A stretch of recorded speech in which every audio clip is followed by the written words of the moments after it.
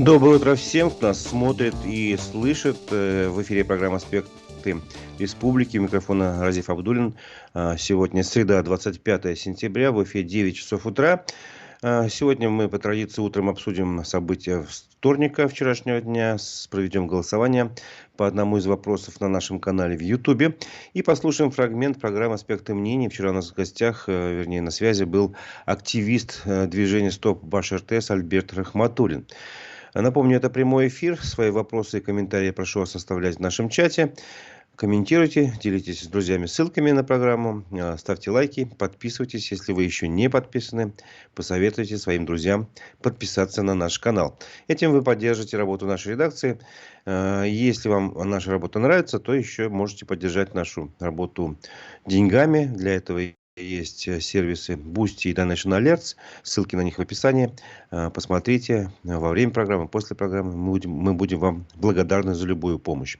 Итак, давайте начнем с обзора прессы. В ходе специальной военной операции погибли еще 8 военных из Башкортостана. Об этом вчера сообщила наша редакция, ссылаясь на открытые источники. Так, на сегодня в Белорецке запланировали прощание с рядовым Артуром Манторовым на 11:00, если конкретно говорить по времени. Вчера проводили в том же Белорецке в последний путь рядового Гаяза Мухуддинова. В Мелеузе простились вчера с рядовым Ильгамом Ниязгуловым. В Нефтекамске с Владимиром Неклюдовым. Вчера же, нет, не вчера, раньше простились с Маратом Гарифуллиным. Прошу прощения, вчера же простились в Нефтекамске с Владимиром Неклюдовым и Маратом Гарифуллиным, сразу с двумя бойцами. В селе Серафимовске Туймазинского района проводили в последний путь рядового Артура Валиева.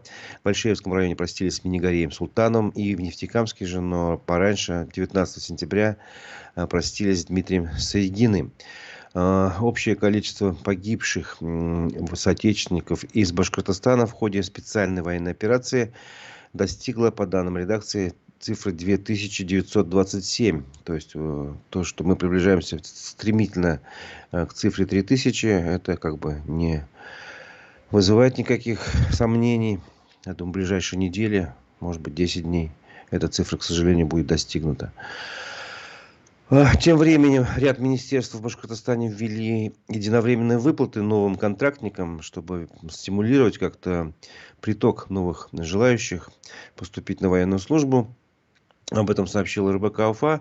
В частности, они сообщили о том, что введение подобных выплат подтвердили в региональном министерстве строительства и архитектуры.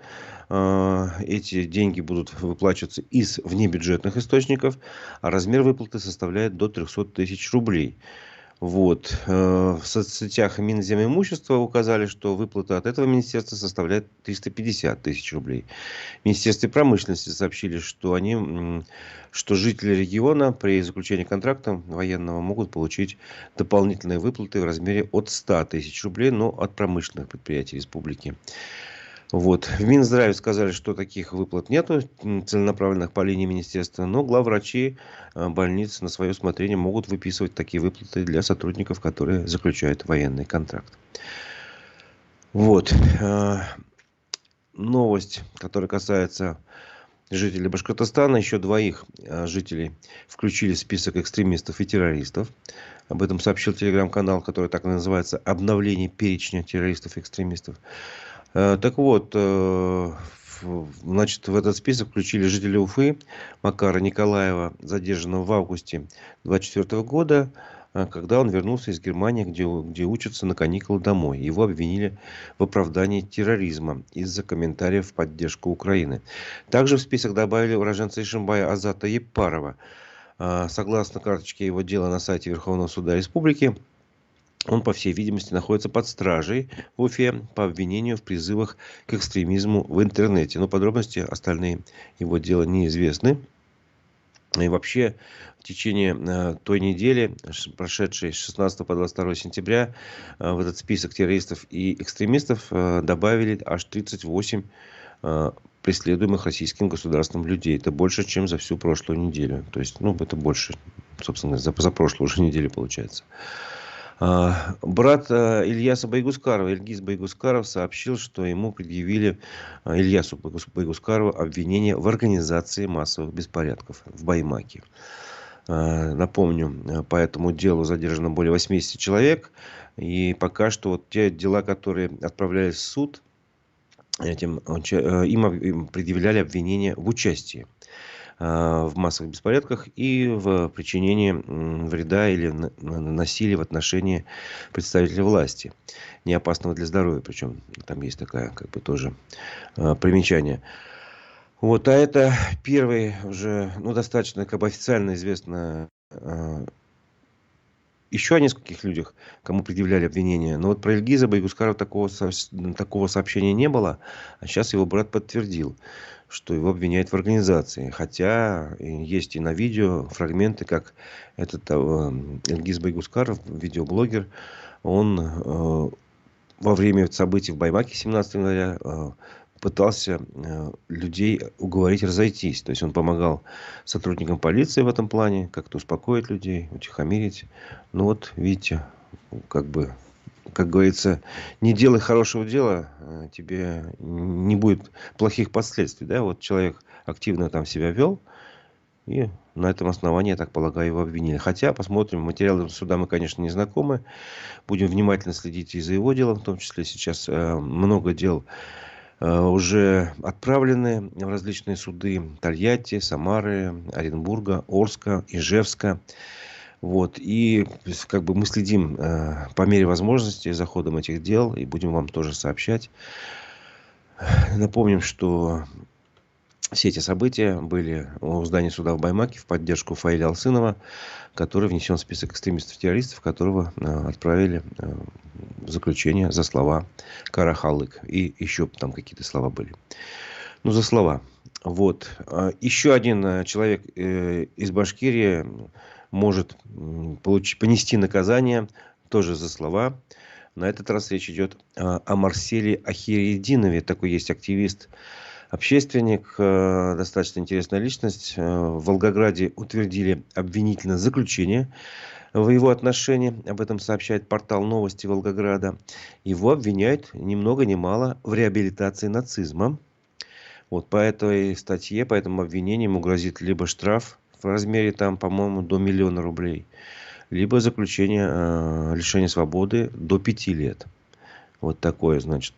Суть в том, напомню немножко, что произошло. В феврале этот товарищ Марсель Ахиридинов был в Волгограде. Он вообще любит путешествовать. На мотоцикле путешествует. И на лошадях путешествовал. Вот. И он был в Волгограде, там общался, записал видеообращение на фоне памятника «Родина мать зовет». И сказал, что вот я общался с людьми, с многими жителями города, с мусульманами, с православным духовенством. И многие из них недовольны тем, как этот памятник выглядит. Вот. По его мнению, сейчас, в те времена, когда мы, так сказать, призываем к традиционным ценностям, к нравственности и так далее, памятник слишком откровенно выглядит. Поэтому он решил обратиться к Владимиру Путину и записал такое обращение и попросил Владимира Путина реконструировать статую, сохранить ее, но поменять его вид и закрыть ее срамные места. Я цитирую из его видеообращения, чтобы не было никаких кривотолков. Вот конкретно его слова. Вот. После этого местные жители Волгограда, конкретно активисты каких-то общественных организаций, возмутились, обратились, как у нас обычно положено, к Бастрыкину. Бастрыкин заинтересовался, поручил провести доследственную проверку. Сначала проверяли на наличие оскорбления чувств верующих. Вот. Потом, пока стало известно, что проверка проводится, этот Марсель Ахиридинов удалил свое видеообращение и еще и записал новое, где он извинился перед теми, кого это его предыдущие слова могли задеть. Напомню, еще речь идет о словах на фоне памятника. Вот. Позже следствие возобновили, но уже по другой статье, так напоминаю, о реабилитации нацизма. Вот за эти слова. Вы сами можете делать свои выводы. Вот. Мы связались с самим Марселем Ахиридиновым. Он подтвердил, что да, обвинительное заключение завершено, предъявлено. Он еще не знакомился с материалами дела, с этого обвинительного заключения, но ждет, значит, звонка там или сигнала из Волгограда, чтобы ознакомиться. Он как бы прибудет по повестке, я не знаю, по уведомлению в суд. И он ни под каким арестом не находится, а просто подписал обязательство о явке в нужный момент, когда суд начнется. Вот. И он также сообщил, что когда начнется, собственно, само рассмотрение дела в суде, он попросит заседание суда сделать закрытым, чтобы не было никаких спекуляций на эту тему. Вот. Это вот его слова. Я передаю, чтобы вы тоже были в курсе. Нужно быть всегда в курсе вещей. Это как бы доказывает следующая история, о которой вчера рассказала наша редакция. Сначала появились в соцсетях такие тревожные сообщения, что в Уфе сняли памятную доску Ахмед Заки Валиди, известному деятелю, который в истории республики занимает такое достаточно весомое место. Вот. И, собственно говоря, эта доска была ранее установлена на фасаде входа в Национальную библиотеку республики, которая как раз носит его имя, Ахмед Заки Валиди. Вот. Сначала, значит, это исчезновение доски заметили, фотография была опубликована в соцсетях и стали ее комментировать. Например, в сообществе «Мой Башкортостан» сообщили, что вот это вот факт такой есть. И стали его комментировать. Зачем стирают нашу историю? Почему память о столь важной личности Башкортостана подвергается нападкам? Валиди не был лишь символом прошлого. Его идеи о национальном достоинстве и самоопределении продолжают быть актуальными для многих жителей республики. Неужели это очередной шаг по систематическому стиранию башкирской идентичности? Конец цитаты. Вот такой комментарий. Но там был больше. Я просто кусочек как бы смысл его передаю. Вот. Ну, собственно говоря, почему я эту историю привожу как пример, что нужно быть всегда в курсе всех вещей. Надо же было достаточно просто позвонить в эту библиотеку и спросить, а что там происходит. Вот что мы и сделали. В приемной нам сказали, что доску сняли из-за ремонта. Буквально тоже могу процитировать. У нас ведется ремонт. После него все вернется обратно. То есть иногда некоторые вещи мы, конечно, склонны преувеличивать. Мы сейчас все подозрительные такие. Вот что-то случилось.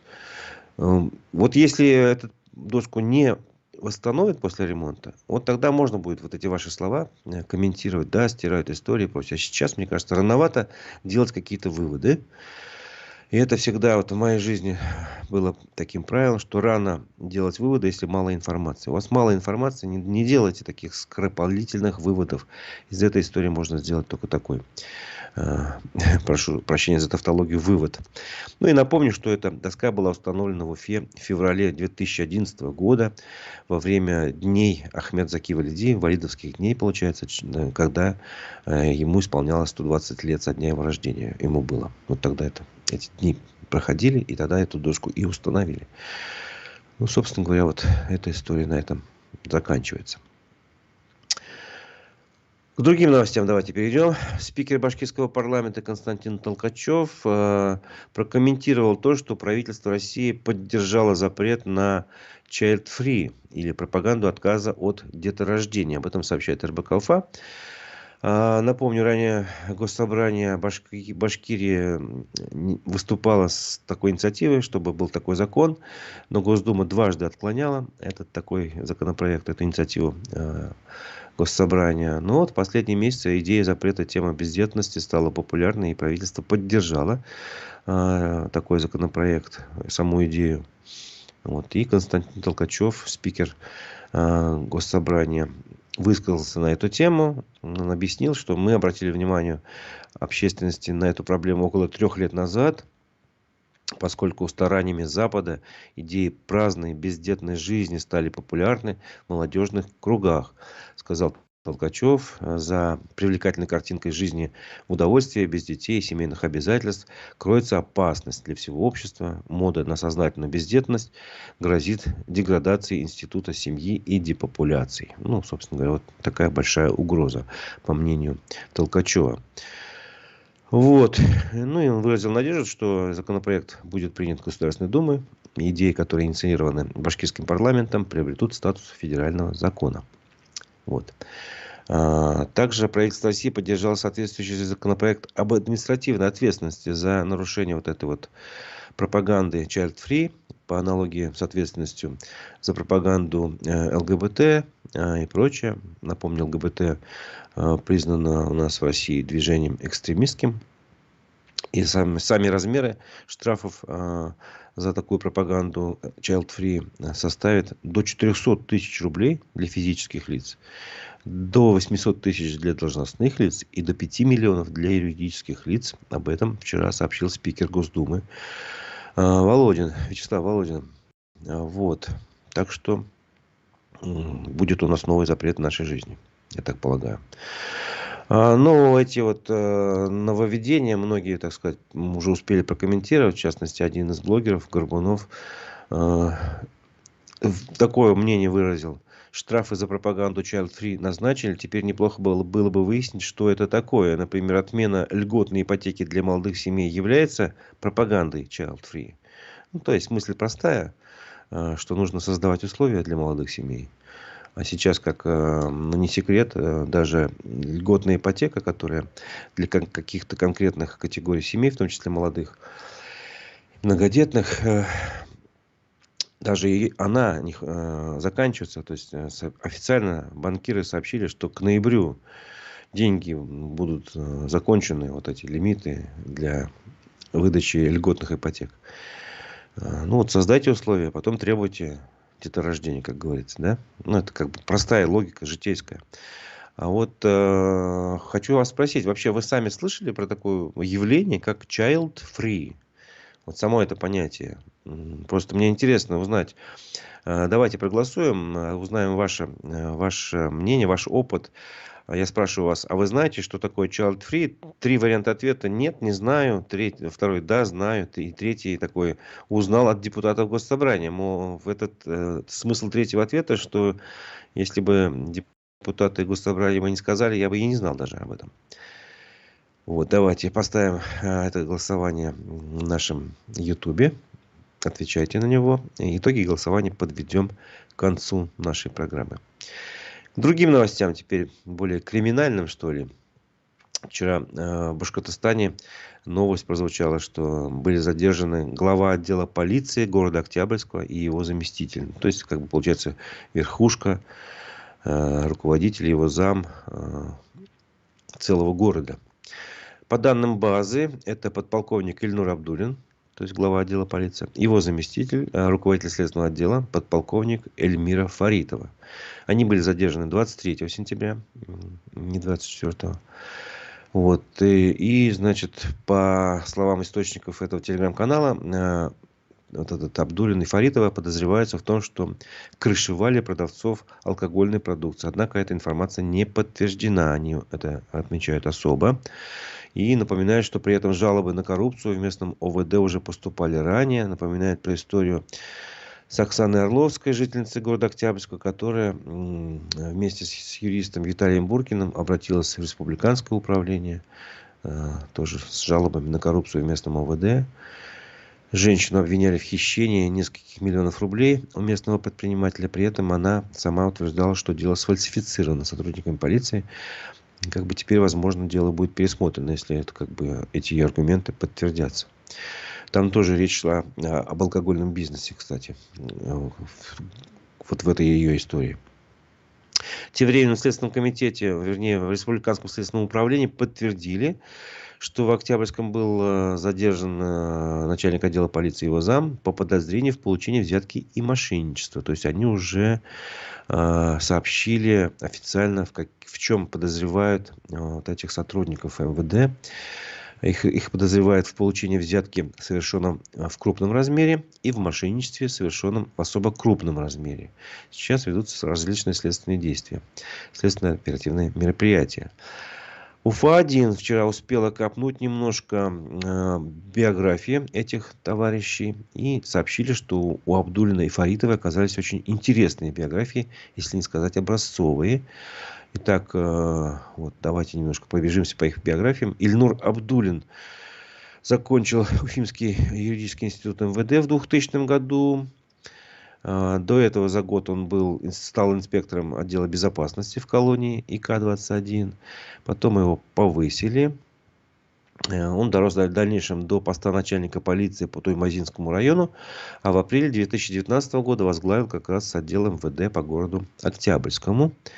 Единственное мрачное пятно в его биографии – обвинение от анонимов в социальных сетях в продаже должностей, крышевании казино и получении взяток от пьяных водителей. Вот. Что касается Эльмиры Фаритовой, то она пришла в отдел МВД по Октябрьскому в 2016 году, возглавила следственный отдел, с тех пор получила медаль даже МВД России за доблесть в службе и нагрудный знак за отличную службу в МВД первой степени. Кроме того, она даже стала прототипом для персонажа сериала «Цифровой код» отечественной версии игры в кальмара. Ну, давайте на этом прервемся. Я хочу дать вам возможность послушать фрагмент программы «Аспекты мнений». Вчера с нами общался активист движения «Стоп Баш РТС» Альберт Рахматуллин. И вчера мой коллега Дмитрий Колпаков и Альберт Рахматуллин обсудили ситуацию, которая вчера многих взволновала, о том, что в России хотят ввести закон и штрафы большие за оскорбление власти. Давайте послушаем.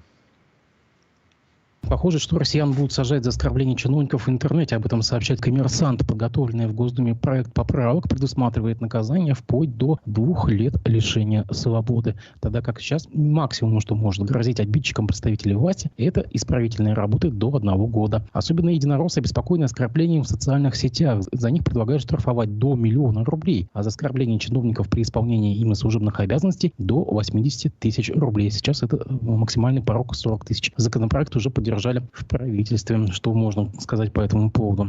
Меня это, конечно, настораживает. Необходимо, конечно, посмотреть, какие именно изменения в законодательстве будут внесены. Ну, вы же знаете, у нас все что угодно можно подогнать под оскорбление. Я понимаю, но все-таки, если речь идет об уголовной статье, да, то там есть какие-то особые, там, допустим, параметры. Меня пару лет назад привлекали к административной ответственности по статье 20.1, по-моему, часть 4, оскорбление органов власти в социальных сетях. Тогда Советский районный суд меня оштрафовал на 30 000, но в Верховном суде я смог, в общем-то, отбиться и отменить данное решение. Довольно-таки интересно там проходили судебные заседания в том плане, что экспертиза, которая была проведена по заявлению полиции, написала, и она, кстати, в суде тоже присутствовала, они написали, Альберт Рахматуллин написал так, чтобы не быть привлеченным к ответственности.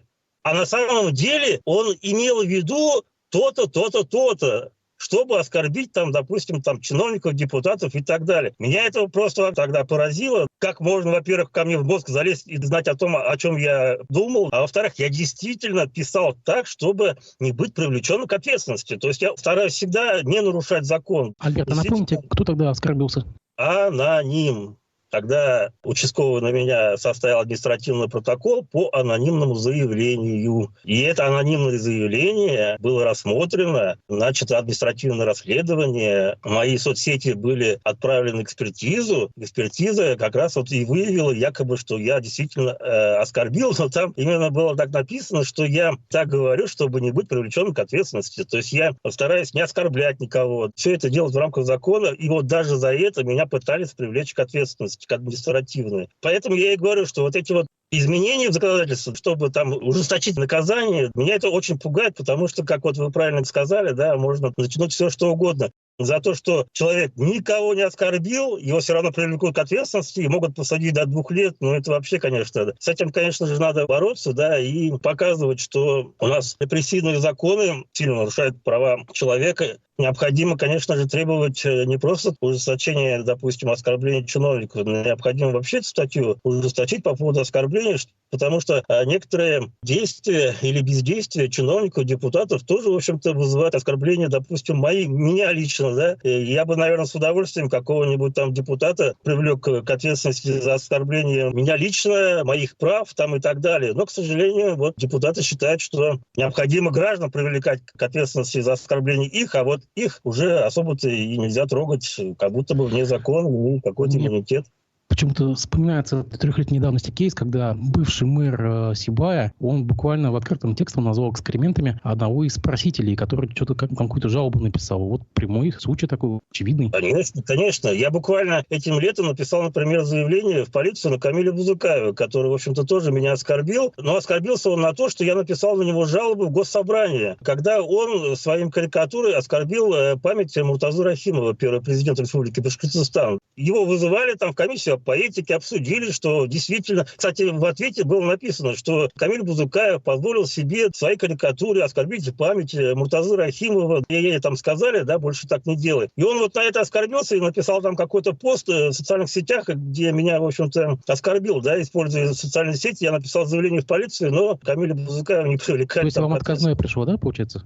И ничего не пришло. Я, в общем-то, добивался, искал материалы. Да, я так понимаю, что специально все похерили, потому что, в общем-то, я был прав в этом плане. К сожалению, так бывает, что игнорируют меня, да, и очень тяжело бороться со всей этой системой. То есть, когда необходимо тебя там посадить, оштрафовать, они тут же там тебе дверь ломают, да, с автоматами там, с ребятами. А когда ты говоришь, что вот, нарушение, вот, пожалуйста, занимайтесь, ё-моё. То есть в обратную сторону это не работает, даже при наличии всех законов?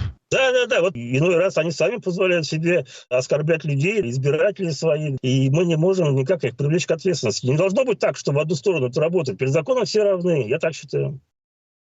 Так, это был фрагмент программы «Аспекты мнений» с участием общественника Альберта Рахматуллина. Полностью вы можете эту программу посмотреть в эфире, в архиве в нашем, на канале в Ютубе «Аспекты Башкортостана». Также можете послушать в качестве подкаста на нашем телеграм-канале, таком же, так одноименном «Аспекты Башкортостана». Вот. Ну, что хочется сказать, что, во-первых, сама история, что вот Альберт Рахматуллин вспомнил, как его пытались осудить по обращению анонимного представителя. Представляете? То есть я все время был убежден, что обращение анонимов у нас в России не рассматривают. По крайней мере, было такое положение. А сейчас оно, видать, уже не действует. Ну, по крайней мере, на этом опыте можно было убедиться. Вот это один момент. Второй момент, что эта тема была действительно горячей вчера. То, что россиян могут наказывать, значит, за критику власти, вплоть до уголовного наказания. На самом деле такой законопроект как бы не будет рассматриваться. Об этом сказал председатель Государственной Думы Вячеслав Володин. Он отверг информацию о разработке такого законопроекта. Но в то же время хочется сказать, что достаточно много других законов, которые уже приняты, и они действуют, где можно за слова осудить, за любые слова. За Карахалык, ты сказал, пожалуйста, 4 года там, да? Вот товарищ перед памятником Родина Мать Зовет тоже свое мнение высказал. Вот ему грозит до 5 лет лишения свободы. Ну, может быть, штрафом отделается, кто знает. В общем, много таких ситуаций, когда люди уже боятся просто говорить откровенно свое мнение. Все прекрасно понимают, что хотя цензура у нас запрещена Конституцией, она фактически уже есть. Вот. То есть за слова люди могут и штрафом быть наказаны, и ограничением свободы, и так далее, и так далее. Вот об этом хочется просто напомнить лишний раз. Но, тем не менее, есть люди, они говорят о своих проблемах. В частности, например, жители села Железнодорожный Белорецкого района пожаловались радио Хабирова на плохой транспорт и записали коллективное видеообращение главе республики, главе Белорецкого района и генеральному директору предприятия «Башавтотранс», поскольку их не устраивает работа маршрута номер 12. Это я плавно перешел к следующей новости. Так вот, в обращении говорится, что ежедневно «Башавтотранс», маршрут номер 12, являясь самым длинным, игнорирует обращение граждан села. Школьники, студенты, рабочие не могут дождаться автобуса от 40 минут до 1,5 часов. Во время часа пик уехать невозможно. Особенно усложняется ситуация, когда прибывает электричка или поезд. Вот. При этом приходится, когда экстренный случай, использовать такси. И такси стоит от 300 до 500 рублей. Представляете, что, допустим, человек куда-то в больницу хочет поехать. И ему 1000 туда нужно кинуть. Как бы туда и обратно, да? Или меньше даже. Но в любом случае это большие суммы, я думаю, для жителей села.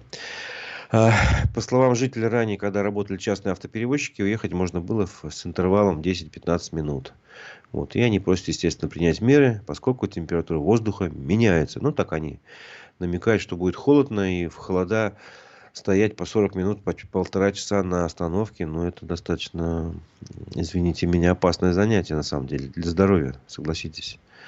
Вот. Неоднократно жители обращались в Башавтотранс, по их словам, им отвечали: рабочих нет. Ну, то есть рабочих руководителей нету. Поэтому, видать, мало ходит транспорта там. Ну, вот, собственно говоря, чем надо заниматься власти. И вот это же тоже критика, согласитесь. Это тоже критика власти, как они работают. Как обеспечивают транспортное сообщение. Все-таки это задача муниципальной власти в том числе. Поэтому обращаются они к главе администрации Белорецкого района, ну и параллельно главе республики. Будем надеяться, что отреагируют. Если отреагируют, то мы об этом, естественно, расскажем. К другим транспортным новостям. Башнефть снова подняла цены на бензин. Цены поднялись с 24 сентября. Это на сайте компании они опубликованы. Теперь, значит, разные сорта бензина, скажем так, поднялись от 5 до 10 копеек, а литр АИ-100 вырос в цене сразу на 3 рубля. Вот. Единственное, какой вид топлива не изменился в цене, это дизельное топливо. Оно по-прежнему стоит 63 рубля 85 копеек за литр. Вот. Ну и при случае я использую комментарий известного комика, который в образе Тайфуна Курултаевича Бесшансова выступает. Вот, у него есть свой телеграм-канал, где он «Халык знает» называется, где он комментирует такие актуальные новости. И вот он тоже про цены новости опубликовал и прокомментировал. Пора Федеральной антимонопольной службе сказать ФАС, потому что это уже беспердел, я цитирую. Вот. Ну да, тут лучше, наверное, не скажешь. Ну, как, знаете, такая отдушина или успокоительная для тех, кто вот следит за новостями о ценах. Новость вчера прозвучала. В Уфе запланировали ввести QR-код для оплаты проезда. При этом при этой системе оплаты с 10 октября до конца года на, значит, транспорте будет действовать скидка 13 рублей. Ну, вот такая, как говорится, вишенка на торте. Вот. Ну, это тоже будет вводиться в системе Башавтотранса. По словам, значит, представителей этого предприятия, нововведение касается автобусов, трамваев, троллейбусов, переправ. Всего QR-кодами будут оснащены около 1500 единиц транспорта. И то есть там такой будет код наклеен где-то там на стенке, видимо, внутри того же трамвая, троллейбуса или автобуса с помощью какого-то мобильного приложения можно будет оплатить, скидка будет 13 рублей. Ну, воспользуйтесь до конца года, такой предновогодний подарок для жителей республики. Хорошая новость, это на самом деле. Потом, конечно, я не думаю, что скидка будет действовать, но тем не менее, хоть пару месяцев можно будет воспользоваться. Так, напоминаю, что сейчас идет голосование. Скорее всего, надо будет его уже прекращать. Я спросил вас в связи с тем, что правительство поддержало законопроект о запрете пропаганды Child Free. Вот. И знаете ли вообще вы о том, что это такое Child Free? Вот 3 варианта ответа. Посмотрим, какой из них набрал наибольшее количество голосов. Так, секунду.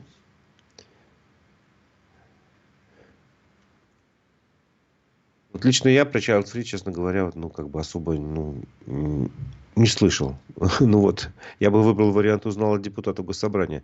Но на самом деле большинство нашей аудитории ответило на вопрос «нет, не знаем, что такое Child Free», 41%, знают 32%, и вот 26%, как раз это мой вариант, узнали от депутатов Государственного собрания. Ну, что я хочу сказать этим, что на самом деле некоторые инициативы, скажем так, получают противоположные последствия. То есть люди, которые хотели, чтобы пропаганды Child Free не было, они сами тем самым немножко пропагандируют это. То есть вот они дали большему количеству людей узнать об этом явлении. Кто-то заинтересуется и будет читать, видимо, что это такое. Ну вот мое мнение. Иногда, как говорится, не трогай там, где не кусается, вот люди, депутаты иногда это делают. Много таких у них инициатив, которые можно было бы не принимать, а вот о реальных жизненных ситуациях, как, например, в том же Белорецком районе, где автобус нуждается, значит, чтобы люди нуждаются в автобусе, вот это бы лучше бы рассмотрели, мне кажется, на законодательном уровне. Что делать-то? Что делать, если нет людей, там, водителей нет? Башавтотранс тоже не виноват, наверное. А может, виноват, надо это рассматривать. Давайте перейдем к повестке российской и мировой. И я хочу вам прочитать вечерний выпуск новостей телеграм-канала «Эхо Новости». 3 человека погибли и не менее 31 пострадали в результате российской бомбардировки Харькова, утверждают местные власти. Жилые дома получили повреждения, у одного из них разрушены 6 этажей. Разбор завалов продолжается. Российская сторона удар не прокомментировала. Большой противолодочный корабль «Адмирал Левченко» предупредительным выстрелом заставил норвежское рыболовное судно прервать промысел в Баренцевом море. Инцидент в экономической зоне Норвегии произошел 12 сентября, но известно о нем стало лишь теперь. Команда рыбаков пожаловалась, что из-за действий россиян она понесла финансовые потери. Председатель Государственной Думы Вячеслав Володин отверг информацию о разработке законопроекта с наказаниями за критику власти. О проекте документа сообщило Государственное агентство ТАСС. Удивление по поводу инициативы выразил пресс-секретарь Кремля Дмитрий Песков, после чего Вячеслав Володин, спикер парламента, и сказал, что такую инициативу на обсуждение не вносили. Помощник президента России Владимир Мединский призвал сократить сроки школьного образования, чтобы молодые люди раньше начинали профессиональную подготовку. ТАСС передает слова чиновника о том, что в прошлое должно уйти также 5-6-летнее обучение в вузах. То есть и в вузах тоже сократить, видимо, тоже надо. Число жертв израильских авиаударов по Ливану достигло 558 человек, утверждают местные власти, называя последние дни самыми смертоносными для страны с окончания гражданской войны. Тем временем израильский премьер Биньямин Нетаньяху обратился к жителям Ливана в социальной сети X, пообещав продолжить атаки объектов Хизбаллы на территории государства. Компания Apple удалила почти сотню VPN-приложений из российского App Store. Об исчезновении программ, позволяющих обходить блокировки, рассказывает Роскомсвобода, признанная в России инагентом, со ссылкой на данные проекта Great Fire. Было ли такое решение вызвано требованиями российских властей, не сообщается. Музей в Абхазии закрыл зал современной истории с портретом организатора терактов Шамиля Басаева. На фото с подписью «Герой Абхазии» обратили внимание пользователи социальных сетей и российские провластные активисты. РИА Новости сообщает, что администрация отказалась снимать изображение до решения суда или приказа о лишении Шамиля Басаева геройского звания. То есть такое звание у него есть. На этом это был вечерний выпуск новостей телеграм-канала «Эхо Новости». На этом наша программа завершается утренняя, но работу мы свою не завершаем. Читайте новости на нашем телеграм-канале. Аспекты Башкортостана в течение дня они оперативно будут выходить. И в 15:00, в 3 часа дня, я снова приглашаю вас на наш канал «Аспекты Башкортостан». В программу «Аспекты мнений» мы пригласили Викторию Валикову. Это врач-инфекционист, директор медицинских программ благотворительной организации Health and Help. Сейчас она живет в Аргентине, собственно говоря, и там она как раз этот проект реализует. Строит клиники для бедных. По крайней мере, построено уже 2 клиники в Гватемале и Никарагуа. Будем разговаривать не только об этом. Будет интересно, я надеюсь. Итак, в 3 часа дня снова встретимся. На этом я с вами прощаюсь. У микрофона был Разиф Абдуллин. До встречи в эфире.